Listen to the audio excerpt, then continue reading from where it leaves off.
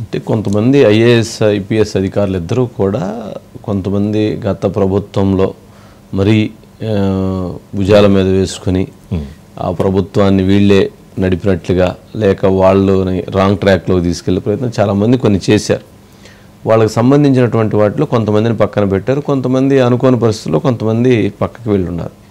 ఇప్పుడు వాళ్ళందరికీ కూడా అందులో కొంతమందికి ఎవరైతే ఇటువంటి పూర్తి ఎలిగేషన్స్ ఉన్నటువంటి వాళ్ళని పక్కన పెట్టి లేదా సస్పెండ్ అయినటువంటి వాళ్ళని పక్కన పెట్టి మిగిలినటువంటి వాళ్ళకి పోస్టింగ్స్ ఇవ్వాలి అన్నటువంటి చర్చ అధికార యంత్రాంగంలో ప్రభుత్వంలో జరుగుతుంది.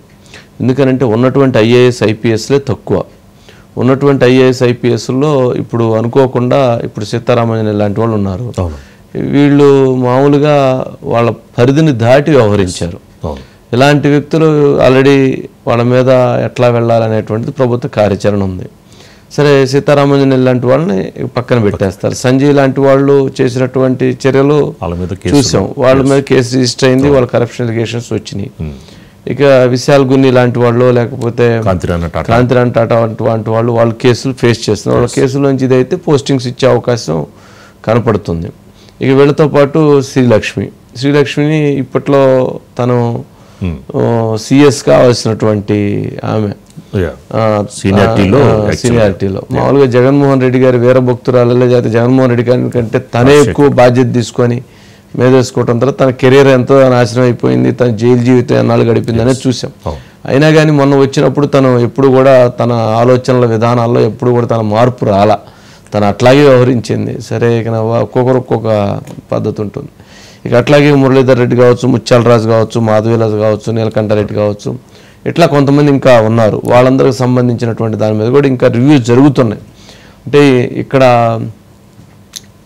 ఇప్పుడు 6 నెలలు అయిపోయింది.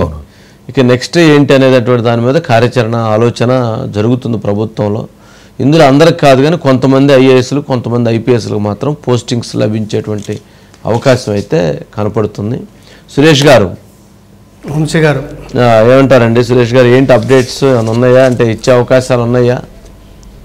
వంశీ గారు, 2-3 రోజుల్లో ఐఏఎస్లు ఐపీఎస్లకు సంబంధించి భారీ ఎత్తున ట్రాన్స్ఫర్లు బదిలీలు చేయడం కోసం రాష్ట్ర ప్రభుత్వం కసరత్తు చేస్తున్న నేపథ్యంలోనే మీరు చెప్పినట్టుగా 6 నెలల పాటు ఒక రకంగా శిక్ష కాలం కింద పోస్టింగ్ కోసం వెయిట్ చేస్తున్న వాళ్ళకి మా ఐఏఎస్లు కానీ కొంతమంది ఐపీఎస్లకి పోస్టింగ్లు ఇవ్వచ్చు అని చెప్పి ఆంధ్రప్రదేశ్ అధికార యంత్రాంగంలో ఉన్నత స్థాయిలో చర్చ జరుగుతుంది. వంశీ గారు, మీరు చెప్పినట్టుగా ఐఏఎస్లో 6 ఉన్నారు వంశీ గారు. ప్రధానంగా ఇప్పుడు పోస్టింగ్ కోసం వెయిట్ చేస్తున్నారు. అయితే పోస్టింగ్లో ప్రాధాన్య అప్రధాన్య అని చెప్పి 2 రకాలు ఉంటాయి. అప్రధాన్య పోస్టులకి వీళ్ళకి ఎక్కువగా ప్రిఫర్ చేసే అవకాశం ఉంది. మీకు తెలుసు, ఎర్ర శ్రీలక్ష్మి గారు వేరే ఇది ఉన్నప్పుడు కూడా 1988 బ్యాచ్ చాలా సీనియర్గా ఉన్న తర్వాత రావత్ గారు అనారోగ్య కారణాల వల్ల లీవ్లో ఉన్నారంట. కాబట్టి ఇప్పుడు రావత్ గారికి ఇప్పుడు పోస్టింగ్ ఇచ్చే అవకాశం లేదు, ఎందుకంటే ఆయనకి అనారోగ్యకరంగా చాలా ఇబ్బందికర పరిస్థితుల్లో ఉన్నట్టుగా. అందుకని ప్రభుత్వం ఆ రావత్ గారికి లేదు. కానీ తర్వాత మీరు చెప్పిన డి మురళీధర్ రెడ్డి గారు,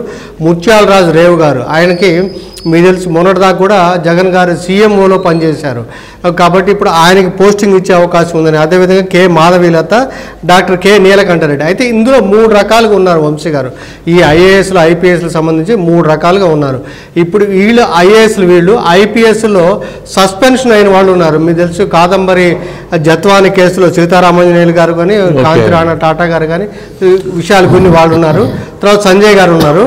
తర్వాత వీళ్ళు ఐపీఎస్లో ఇంకో కొంతమంది మనకి ఎలక్షన్ కమిషన్ వాళ్ళు బదిలీ చేసిన వాళ్ళు ఉన్నారు వంశీ గారు. మీకు తెలుసు, మనకి పల్నాడు ప్రధానమంత్రి నరేంద్ర మోడీ గారు వచ్చినప్పుడు మనకి సెక్యూరిటీ వైఫల్యంకి సంబంధించి పాలరాజు గారు పల్నాడు ఐజీ గారు, తర్వాత ఎస్పీ రవిశంకర్ రెడ్డి గారిని అప్పుడు ఎలక్షన్ కమిషనే బదిలీ చేసింది. ఇప్పుడు వాళ్ళందరూ కూడా పోస్టింగ్స్ కోసం వెయిట్ చేస్తున్నారు. కాబట్టి ఐపీఎస్లో అది వీళ్ళు కాకుండా డెప్యుటేషన్ మీద వచ్చి మనకి జగన్మోహన్ రెడ్డి గారికి కళ్ళు చెవులుగా వ్యవహరించి ఆయన ఎక్కడ పెట్టమంటే అక్కడ సంతకాలు పెట్టి ఆ రకంగా చేసిన వాళ్ళందరూ కూడా కేసుల్లో ఉన్నారు. అందులో మీకు తెలుసు, మనకి తుమ్మా విజయ్ కుమార్ రెడ్డి గారు మీరే చెప్పారు, సాక్షిలో 371 ఢిల్లీకి వెళ్ళినట్లున్నారు కదా, ఆయన రిలీవ్ వెళ్ళలేదు. వంశీ గారు వెళ్ళలేదు. అన్ని కేసు కూడా నమోదైంది వంశీ గారు. తర్వాత అదేవిధంగా మనకి ఈయనకి వాసుదేవరెడ్డి గారికి మీకు తెలుసు ఆల్రెడీ ఆ సిఐడి కేసు కూడా నమోదు చేసింది. అయితే ఇక్కడ వాసుదేవరెడ్డి గారి కేసులో ఒక ట్విస్ట్ ఉంది వంశీ గారు. ఏంటంటే ఆయనకి యాక్చువల్గా ఆయన మీద కేసు మనకి సిఐడి కేసు నమోదు చేస్తే హైకోర్టుకి వెళ్తే హైకోర్టు ఆయనకి ముందస్తు యాంటిసిపేటరీ బెయిల్ మంజూరు చేసింది. అయితే ఆ కేసులో చిన్న ట్విస్ట్ ఏంటంటే ఇప్పుడు ఒక విజయవాడలో ఒక వ్యక్తి అంటే వెంకటేశ్వరరావు శ్రీనివాస్ అని చెప్పి ఒక ఎలైట్ బార్స్ అని చెప్పి ఆయన నడుపుతున్నారంట వంశీ గారు షాప్లో, ఎలైట్ షాప్స్. అయితే ఈయన సడన్గా ఆ షాప్లో వేరే వాళ్ళు వచ్చి ఈయనకి వాసుదేవరెడ్డి గారికి సన్నిహితుడైన వాళ్ళు వచ్చి అతను ఆక్యుపై చేశాడంట. సో దాని మీద వివాదం అయితే ఈ వాసుదేవరెడ్డి గారు ఆ శ్రీనివాస్ రెడ్డిని సజ్జల రామకృష్ణారెడ్డి గారి ఛాంబర్కి తీసుకెళ్లారంట. ఇదంతా కూడా హైకోర్టులో జరిగిన ఆర్గ్యుమెంట్లో సజ్జల రామకృష్ణారెడ్డి గారి ఛాంబర్కి తీసుకెళ్లి అక్కడ రాజీ చేసి ముందుగానే ఈయనకి షాప్ను కూడా ఆల్రెడీ రద్దు చేసినట్టుగా ఆ రకంగా చేసి ఆ కేసును చేశారు కాబట్టి అక్కడ ఉంది. తర్వాత ఫైల్ డిస్ట్రక్షన్ ఆయన సిఐడి అలాంటిది అక్కడ ఉంది సార్. ఇక వెంకటరెడ్డి గారు విజి వెంకటరెడ్డి గారు ఈయన కూడా డిప్యూటేషన్ మీద వచ్చాడు. 1344 కోట్ల రూపాయలకు జయప్రకాష్ పవర్ వెంచర్స్కి నోటీస్ జారీ చేయడం, వాళ్ళు హైకోర్టుకి వెళ్ళటం అది ఉంది. కాబట్టి ఇలాంటి ఫైబర్ నెట్లో మధుసూదన్ రెడ్డి గారు అసలు 410 మందిని ఎలాంటి పోస్టింగ్స్ ఆర్డర్స్ లేకుండా కూడా ఆయన ఉద్యోగాలు ఇచ్చారు. తర్వాత మీకు తెలుసు వ్యూహం సినిమాకి ఒక్కో వ్యూస్కి 10,000 రూపాయలు. కాబట్టి చేసే అవకాశం అంతే వంశీ గారు. ఓకే రైట్ అండి, చూద్దాం త్వరలో అయితే కొందరికైతే పోస్టింగ్స్ లభించేటువంటి అవకాశం ఉంది. సరే ఓకే అండి సురేష్ గారు.